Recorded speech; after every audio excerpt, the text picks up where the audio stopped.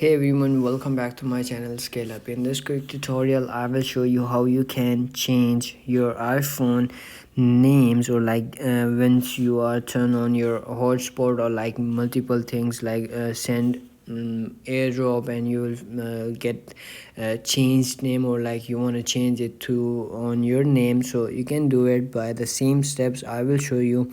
Open up your phone settings and then scroll up and click on generals, and there you will find on the top about. Click on that and then you will see on the top name. Once you click on that, you will comes in this page and you can simply edit your name over here. Like you wanna type over here any name, it gonna be shown on your hotspot and AirDrop and multiple apps over here. So that's it. If you found this video helpful, don't forget to like my video, subscribe my channel Scale Up, and also drop me a comment for more tips and tricks videos. Thanks for watching. See you in the next video. Have a nice day. Bye bye.